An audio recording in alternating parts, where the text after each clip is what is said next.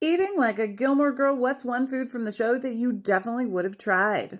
For me, it was definitely not the giant pizza. Let's talk about how that giant pizza was made, what happened to it afterwards. Was it ordered from some random pizza guy in a pizza shop? Was the pizza real or a figment of our imagination? I'm here to tell you that it absolutely, definitely, positively was real, but the foam dough was not. Let's talk about it. This is Paula Schreiber. She was our prop master on Gilmore Girls. The night we shot this, Paula had to jump through a lot of hoops to make this thing happen. I'm not sure how much time she had to prep with it, but in order to achieve anything like this, you need at least 2 days. And this probably took a little bit more than that. When I talked to Paula, she told me that the dough was custom made out of a foam that was created into that shape. I remember the day that the pizza dough was delivered to set. It was literally sitting on that wooden platform across the street from Luke's diner. April Falzone, who was our food stylist on the show, started placing all of the ingredients on top of that dough. Now remember,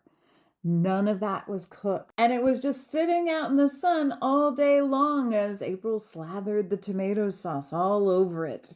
Then started flinging all of the toppings. You had red and yellow bell peppers and giant broccoli florets. And they never cooked it. It just sat out in the sun as we waited to film that scene. Now, I have a memory, and it's apparently false because I looked at the date we filmed the scene, and it was about 62 degrees. I thought it was a lot warmer. When I told this story before, I thought it was warmer because I remember the pizza being so stinky. It was around 48 degrees when we finally filmed the scene, and I get asked this question a lot, but what happened to the giant pizza when we were done filming with it? 2 things.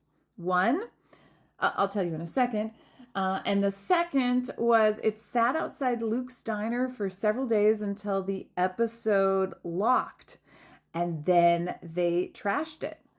But the first thing that happened to it was, in order to tell you that story, I have to tell you what happened before we filmed the scene. As April was flinging all the toppings, one of the grips said, "I bet I could do a belly flop in that thing." And one of the other grips said, "Okay, how much?" and dared him to do it. After we wrapped that night, the pizza was lowered to the ground. It was 12:30 early Saturday morning when the crew finally wrapped up their Fraturday night. With nowhere else to go, everyone headed down to Stars Hollow, where the picnic table was pushed closer to the pizza while the crew gathered around.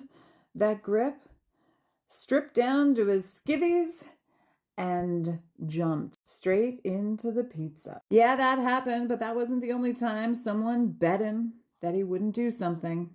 And he did, but that's another story.